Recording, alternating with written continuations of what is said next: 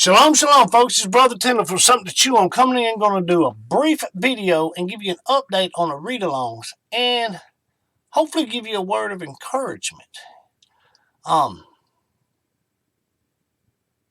First and foremost, I want to say thanks and welcome to all the new subscribers. We've had a few new subscribers since the last update video, and I'd like to welcome you to Something to Chew On, where we have no hanging chads and your vote actually counts. Okay, now with that said, for anybody who just stumbled across this video and for all the new subscribers who are checking this out, I'll give you a brief explanation. There we go. Explanation of what this is all about for those who don't know.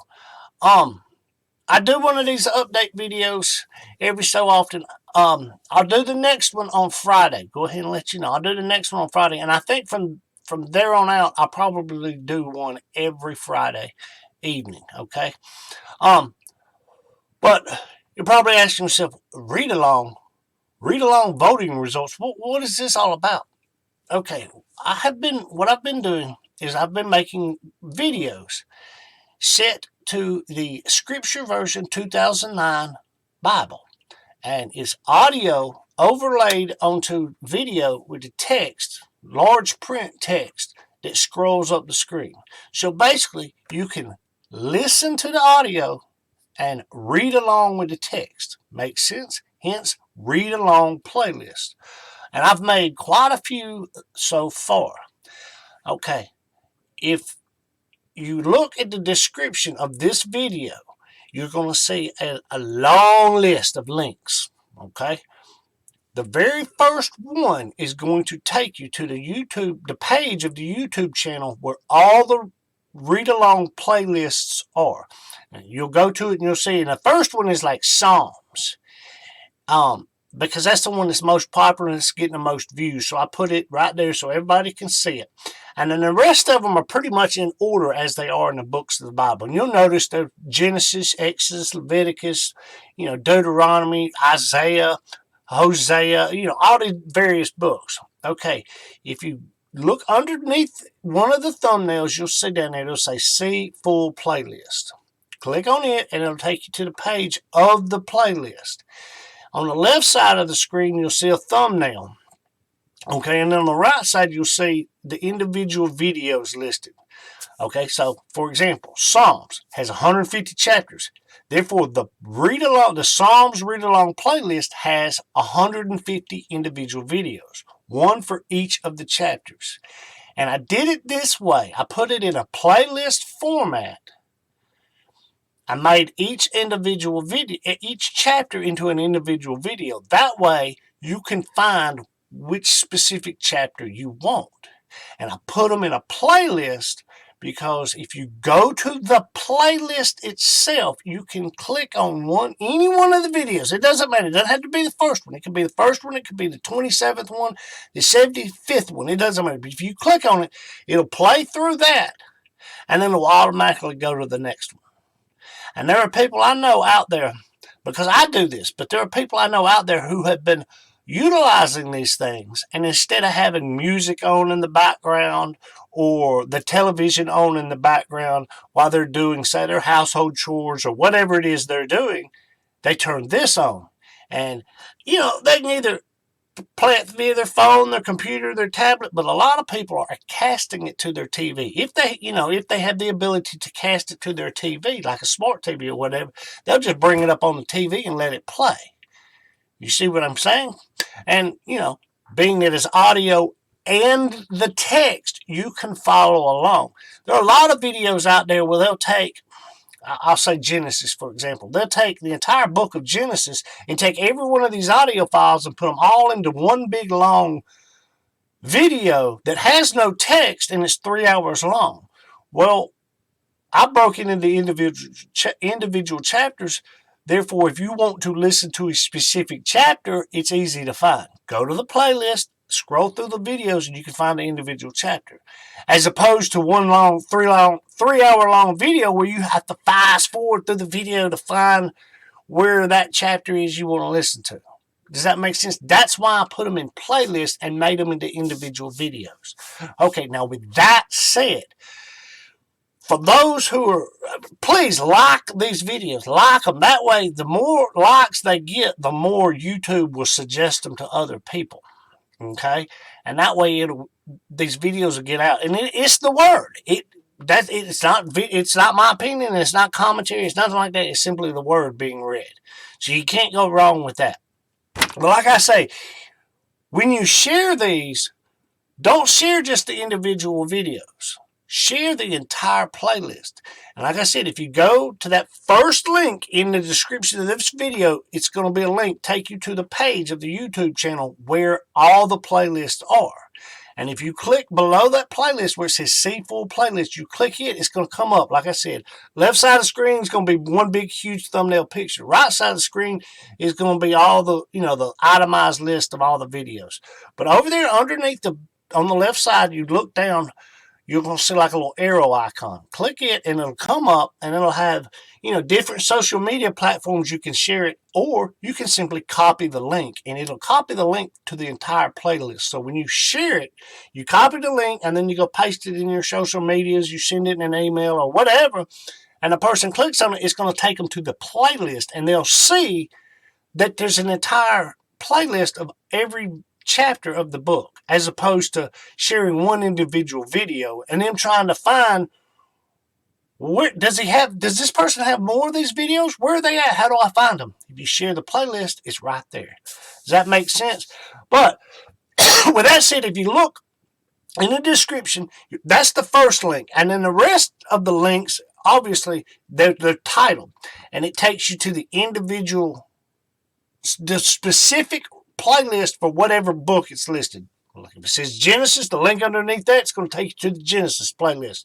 You see what I'm saying? Okay, now with that said, I ask you like, share, and all that good stuff. Okay, now here's the update. I know I've been talking for a while. I'm going to make this really, the rest of this is going to be really brief. As of last time, what did we vote for last time? We voted for 1 Samuel and Daniel. Daniel won the vote. Those videos are already made and are already uploaded into a playlist. And the link, it will be in the description below this video.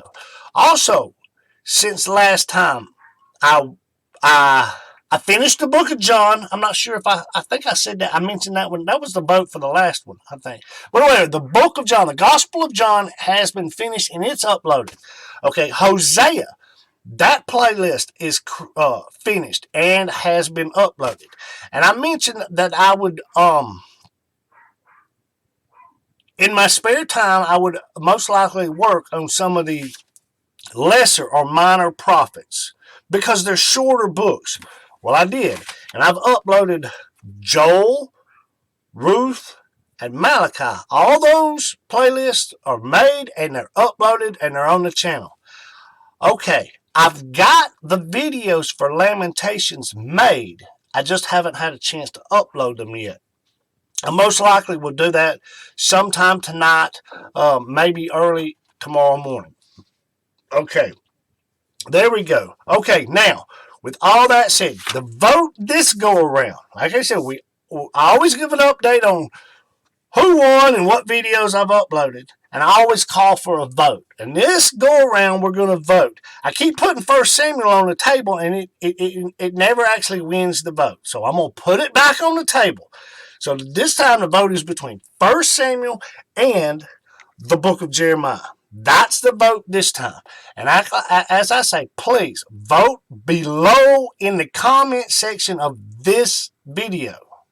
I said it last time. Mail-in votes don't count. Put it in the comment section of this video. And like and share this video, obviously. Subscribe to the channel. Click the little bell icon so you get notified when I upload stuff. Okay, now with all that said, 1 Samuel, Jeremiah, that's the vote on hand. Here's the brief word of encouragement. This is part of a greater teaching, but I'm going to compress this down into the main point. I want to read a verse from the Gospel of Luke, and then I'm going to go back to the prophet Isaiah and show you something. We may or may not know this.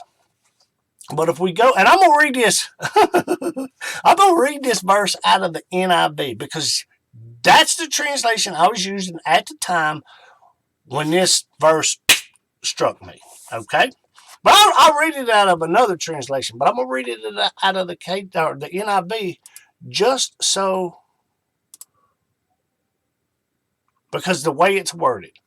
But if we go to Luke, the Gospel of Luke, chapter 9, and verse 51. Okay, now the context here is basically Messiah. It's time for Messiah to go to Jerusalem. And, he knows he's going to suffer and die on the tree, the stake, the cross, however you want to, phrase that. Okay? And he knows it's coming. All right? But I want you to pay attention to what it says. Luke chapter 9, verse 51 from the NIV. It says, as the time approached for him, meaning Messiah, to be taken up to heaven, Yeshua resolutely set out for Jerusalem. Resolutely, meaning he made the decision, I'm going to do it, and he, you could say tunnel vision, one track mind. I got a job to do, and I'm going to do it. Right? Okay. But let's look at that same verse back in the King James Version. Like I said, Luke chapter 9, verse 51 from the King James. And I'll read this. Let me scroll down to find it. 51. Okay, yeah, here it is. Luke chapter 9, verse 51 from the King James. It says, and it came to pass, when the time was come that he should be received up, he steadfastly set his face to go to Jerusalem. Steadfastly. Stand fast. Steadfastly. That's like a military term. Resolutely, like it said in the NIV, meaning he was determined to do this. But notice, it says he steadfastly set his face to go to Jerusalem. Okay. Now, with that said, just remember that phrase, set his face to go to Jerusalem. Now, let's go back to Isaiah chapter 50. Now, I'm not going to read all this, and I'm going to read like 3 or 4 verses. Let's see. I'm going to read 2 verses. I'm going to start at Isaiah chapter 50 and verse 6. And I'm going to read this out of the Scripture Version 2009. And this is what it says. Now, for those who don't know, if you go back and you read Isaiah chapter 50, this little section is a Messianic prophecy, meaning speaking of Messiah, right? So it gives us some information here of what's going to happen to him when he comes, right? Okay, with that in mind, well, like I said, Luke 9:51, it says, he steadfastly set his face to go to Jerusalem. Isaiah 50, verse 6, Scripture Version 2009 says, I gave my back to those who struck me, and my cheeks to those who plucked out my beard. I did not hide my face from humiliation and spitting. Right? Now, we all know that when he actually went into Jerusalem and all the stuff he went through, they arrested him, they beat him. It says here they pulled out his beard. King James says his hair. Either way, doesn't matter. They pulled his hair, his beard out. They struck him, they spit on him, they beat him. We all know what happened to him, right? And he is our example. And you notice nowhere in any of the stories does it say that he tried to defend himself, except when he was put under oath to answer certain questions. Right? But in a sense, he wasn't really defending himself. You see what I'm saying?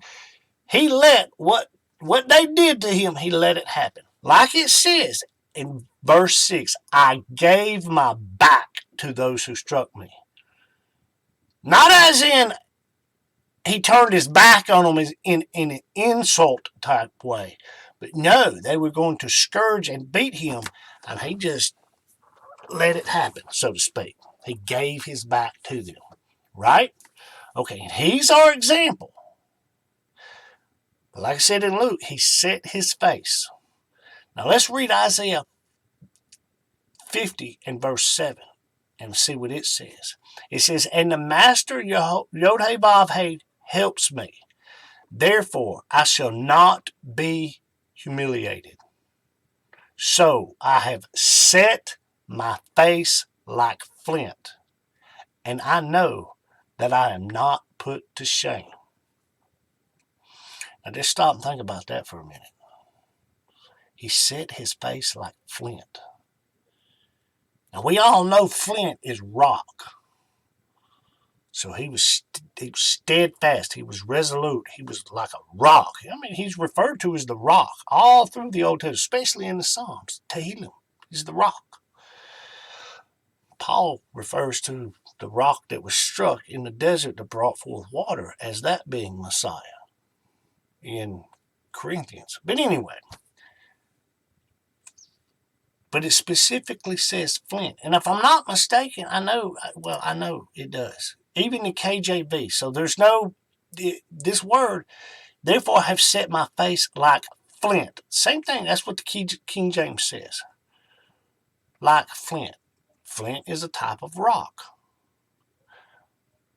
But as opposed to other types of rock, what's significant about flint?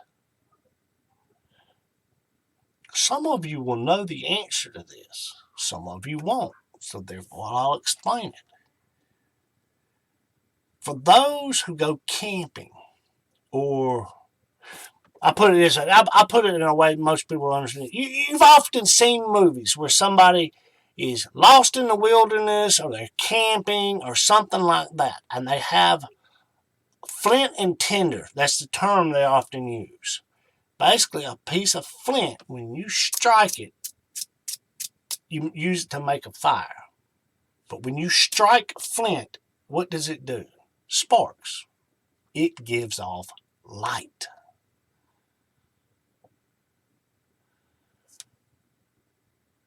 So, what this is saying, and what we can glean from this, is as they beat him, they scourged him, they poured out his beard, they mocked him, they spit on him, they humiliated him. All this stuff he did. He never actually defended himself. But what he did do was set his face like flint. So when all this persecution came upon him, he just let the light shine.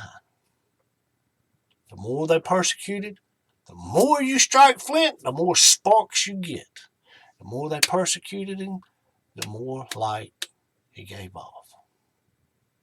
And my encouragement to myself and to everyone else is when people persecute you, whether it be verbal or physical,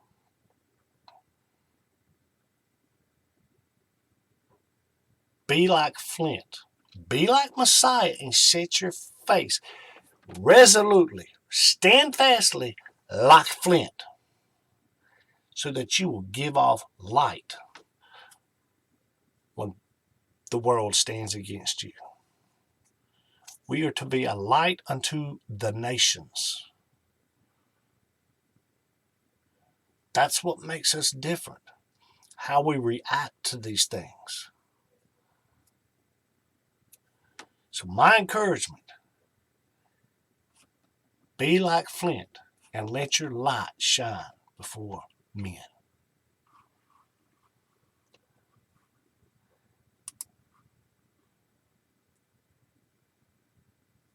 Be the light. And with that, I'll remind you once again, the vote this time is between 1 Samuel and Jeremiah. And I'll end this video like I end every video I make.